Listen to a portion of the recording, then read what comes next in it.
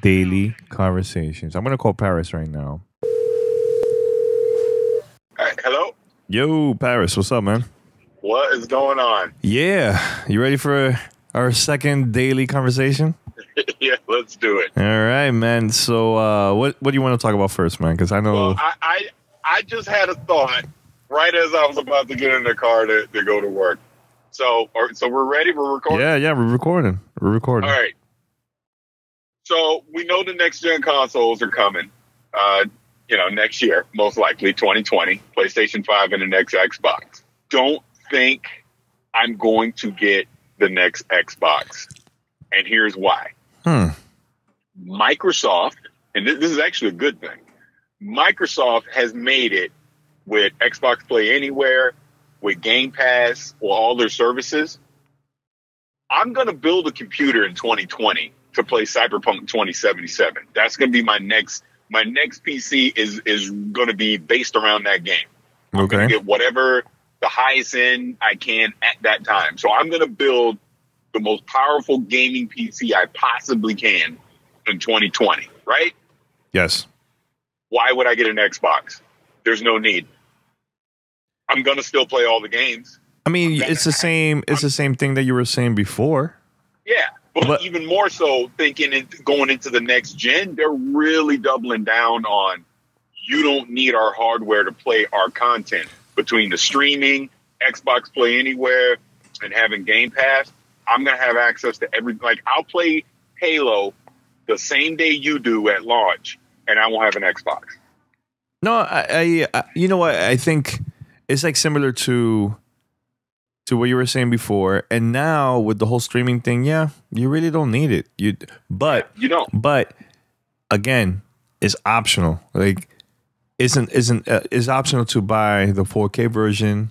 You can still buy the S version, right? Or if you want, you play the PC and you still have access to all these games. Now, the thing that they need to do is, if they really want people to buy the console, then have like a game like Red Dead Redemption, the first one that came out for the 360 days.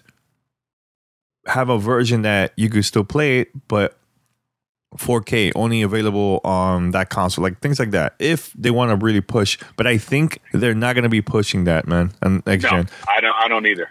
And honestly, really Paris, you probably don't even need a PC.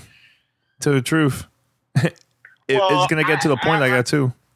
I'm still not convinced with the streaming stuff. I have. At first, I wasn't. Like, I wasn't excited or didn't really care about the PlayStation version of the streaming, PlayStation Now. And as soon I started playing the Assassin's Creed game that was on the Google streaming service, I was like, all right, this works. And look, you're talking to someone that still has a crappy connection right now, and it still worked. It works perfectly. So yeah, I mean, I don't know.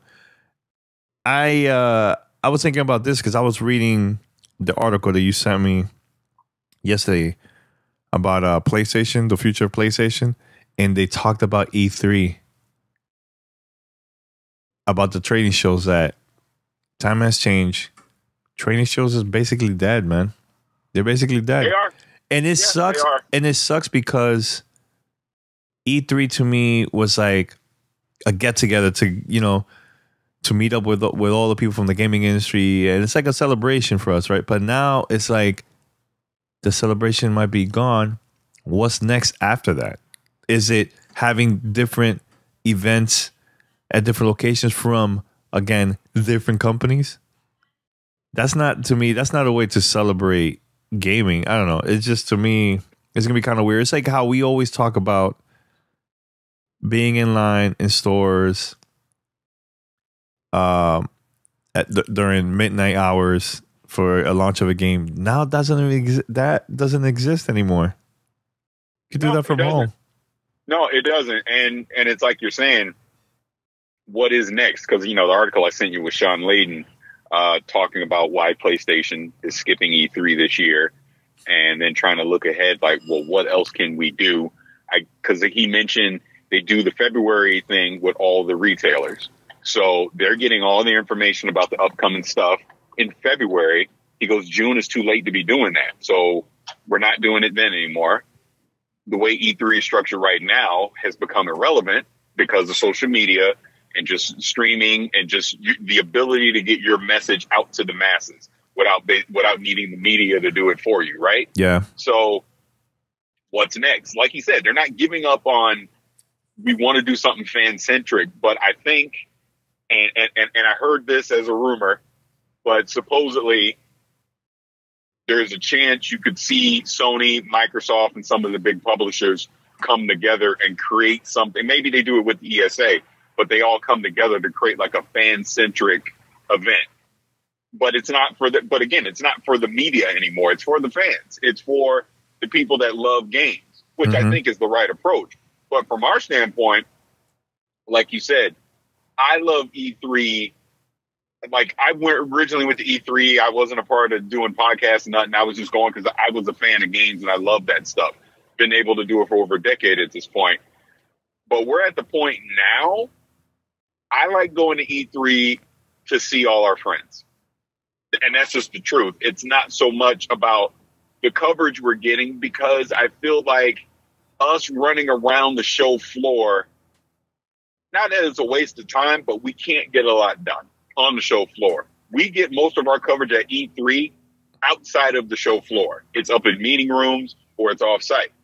So it goes back to the question again, why are we really doing E3 this way anymore? I think the old way of doing E3 has run its course. They got to do something different.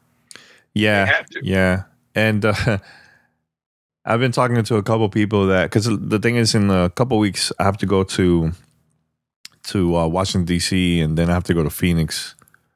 And I'm probably going to be talking to a couple people that, you know, were involved with the ESA before. So, yeah, they're down to record a podcast.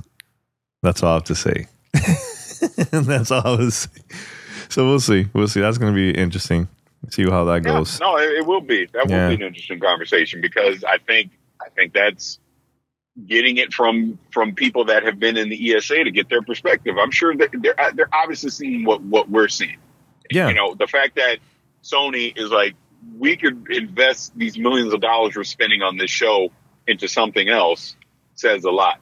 Microsoft has 1 foot in, 1 foot out at this point. What is Nintendo going to do? So it has to change. It absolutely does. But before I forget, yes, we got to bring up the conversation we had yesterday about Forza. Oh, about Forza. Yeah, I'm down. I'm down to talk about that. Yeah. So we were talking about, I can't remember how the hell the conversation came up. I'm trying to remember how it came up. But I said this. I said that, it was you actually. You said, so what else Microsoft have this year? Forza and Gears of War. And I said to you, no, I don't see no Forza coming out this year. And you were like, why not? It comes out every year. I think this is going to be the first year that Microsoft is going to take a break. 2 reasons. One is Playground Games is working on the next Fable game. Another one is, what is the point of Microsoft releasing another Forza game if the next gen console supposedly is coming out next year? Save that game for the launch of the next gen console, so at least they're gonna have shooters, because maybe Halo Infinite might be coming out too.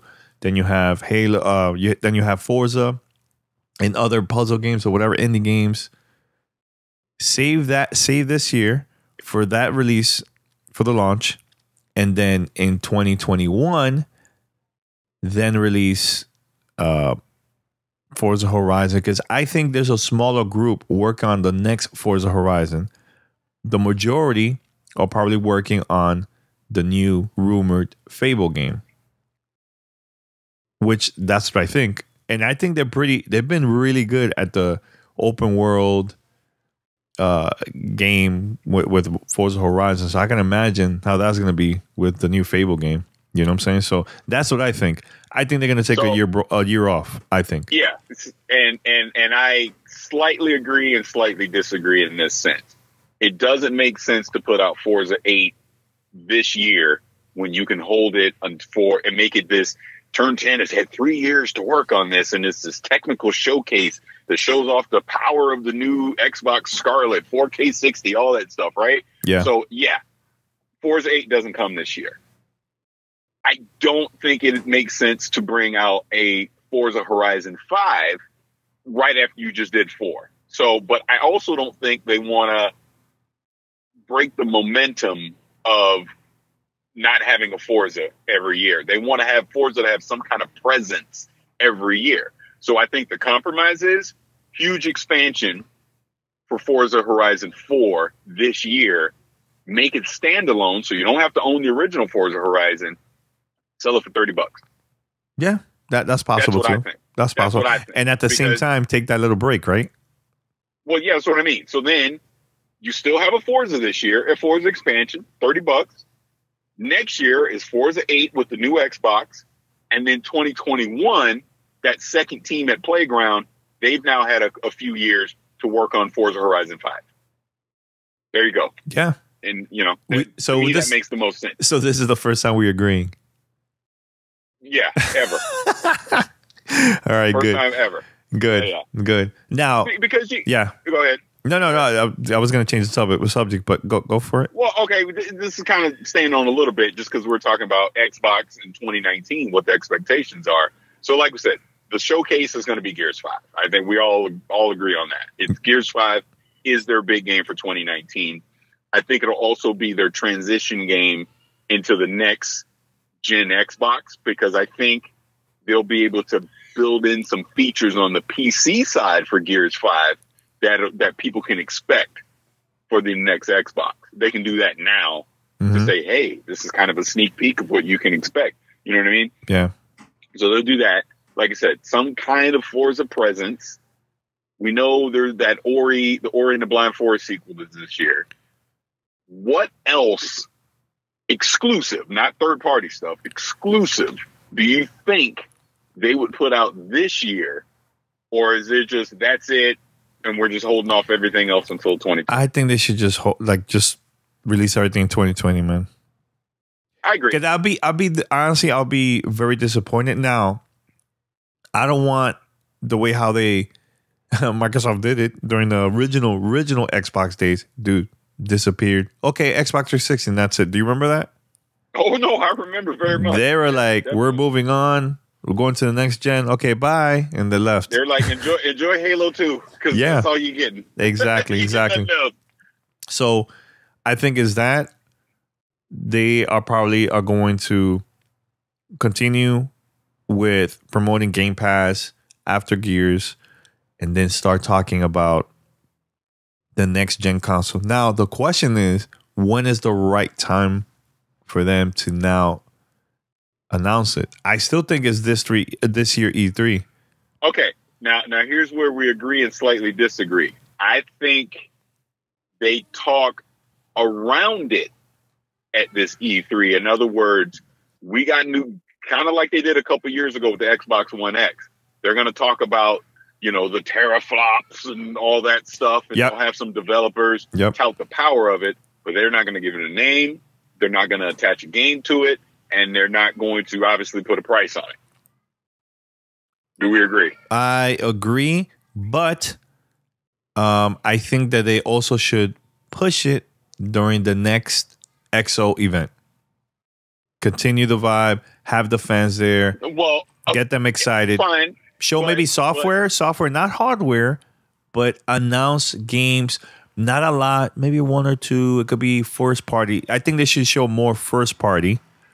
Then third party at the event.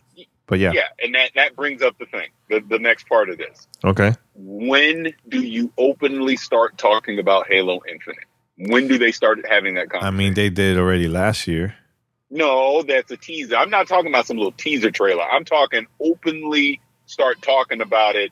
Here's the story. Here's the world. Here's what we're planning to do. I think if this is the last E3 for a lot of companies. Let's just make believe that it could be the last E3 for Microsoft. Then show it there. Go with a bang. I think Microsoft should definitely take advantage because the big dogs, Sony, Entertainment System, PlayStation, Sony, they're not going to be there. So go all out. Show something. Show me a Halo game. Like, remember when we got to see the first campaign for Halo 2 back at E3, back in the days? In the early days that it went viral, the video, they got leaked. Somebody recorded the whole thing. Hey, no. I was there. Remember? Hey, yeah, I know you were there. I went to that thing like 4 times. That was the greatest thing ever. That's what they need. That's what they need to show. Something like that everybody gets excited. Not just, oh, here's a teaser trailer and that's it. I think you already done the teaser right now for last year. Now show us something. Don't reveal everything. Don't reveal a couple things. Then start the buzz from there. Do we agree or disagree? Well, I think that would be fine for them. Again, this is them talking around the next gen Xbox. I think you start touting some of the technical specs of what they're trying to do with Halo Infinite, like the new engine. I forget the name of it now because that Halo has a new engine and they gave it a name. I forget what it's called off the top of my head. But start talking about that engine. Start talking about you do like a quote unquote VIDOC with developers from 343. Here's why we've taken so long with Halo. Here's what we're doing. We built it from the ground up. Blah blah blah blah blah. Do that whole thing. Right? Oh yeah, I'm gonna say something. Go ahead. And then by the time you get to XO19, start talking a little bit about the story. Yeah. Start talking a little bit about have a multiplayer beta potentially. You know, I don't know. Just, you know what I'm saying? So I'm just trying to think. I tell you this. Outside of the box things they can start doing. A VDoc, like you said, right? Yeah. Remember when we were at the Microsoft press conference at E3 and they talked about Scorpio and you see a lot of developers talking. Yeah. Something like that. Just big time.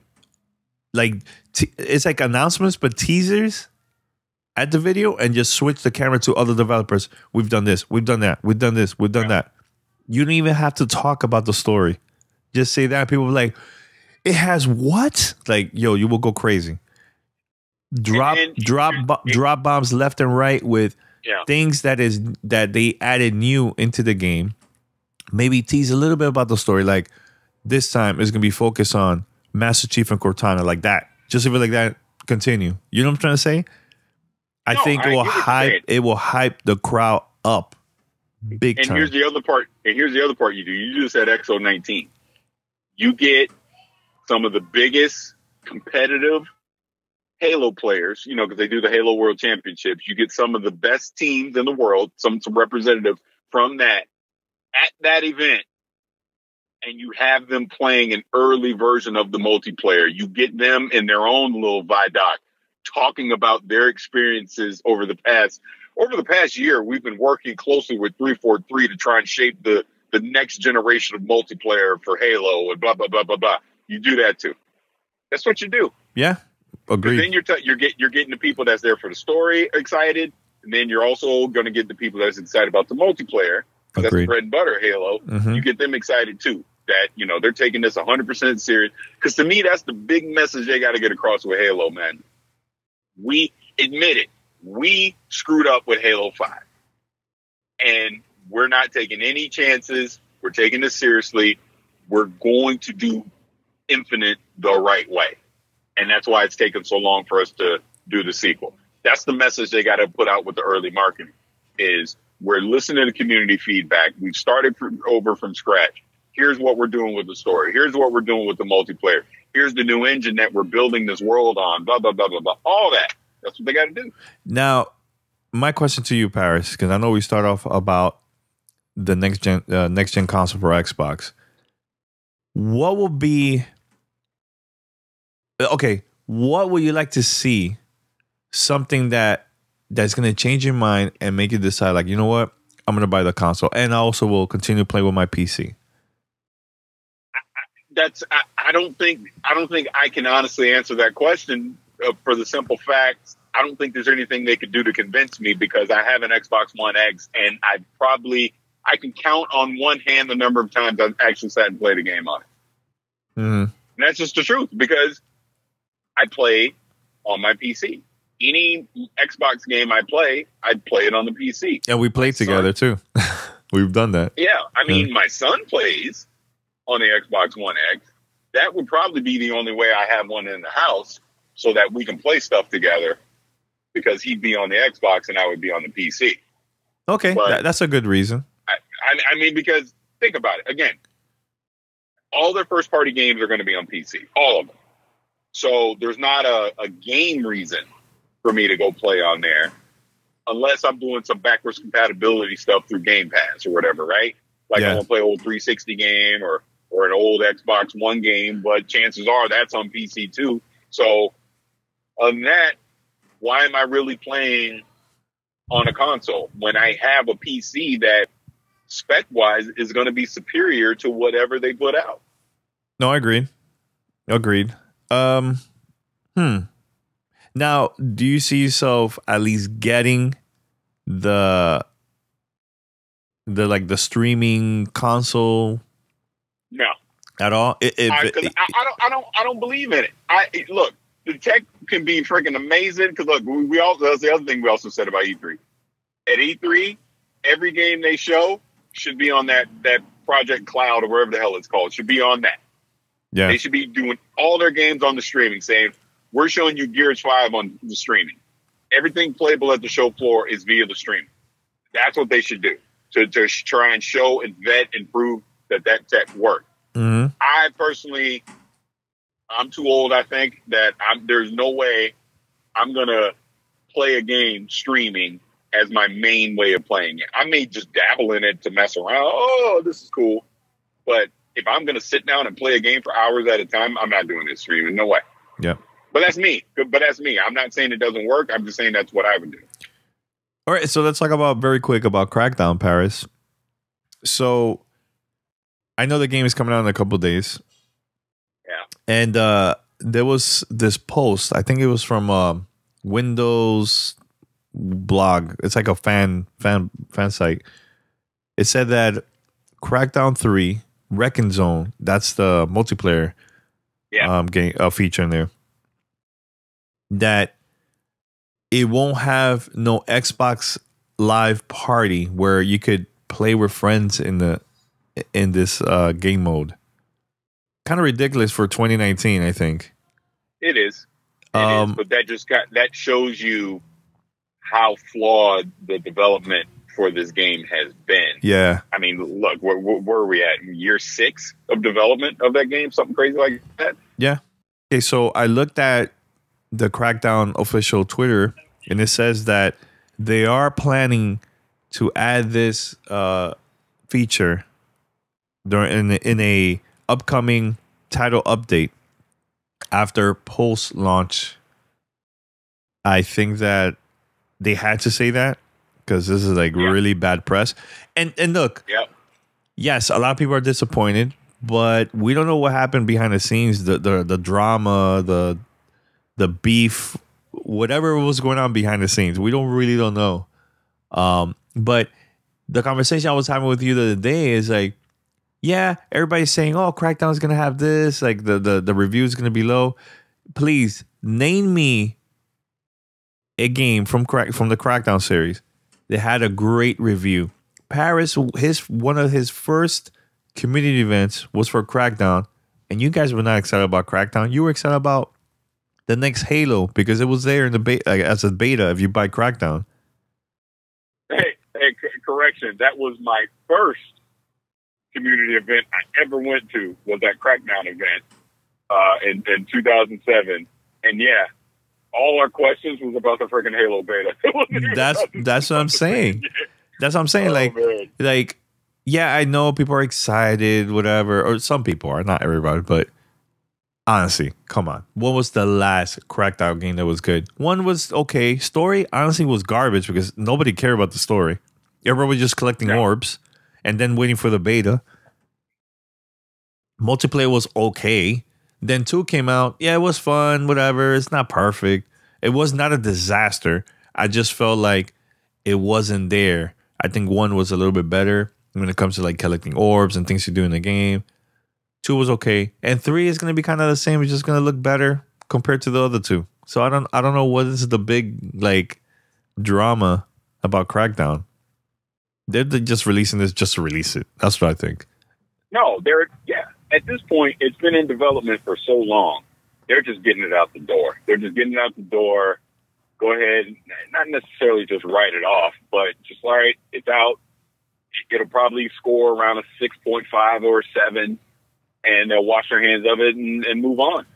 Yeah. They can say, "Hey, we didn't cancel it. It's out. It's a game. It's playable." There's some good things about it. There's probably some not so good things about it. It is what it is. It's a game. It'll be an average game. That the fact that you mentioned it's on Game Pass. If you're a Game Pass subscriber, hey, try it out for a few hours. Hey, you like it? Yeah, you like it. All right, move on. You're not wasting no money. Honestly. By the way, but that's the beauty of Game Pass. That's the beauty of something like Game Pass. Whereas you can go out and try a game. Because look, if I had to go spend $60 on it, I'm not freaking doing it. No way. I'm not doing that.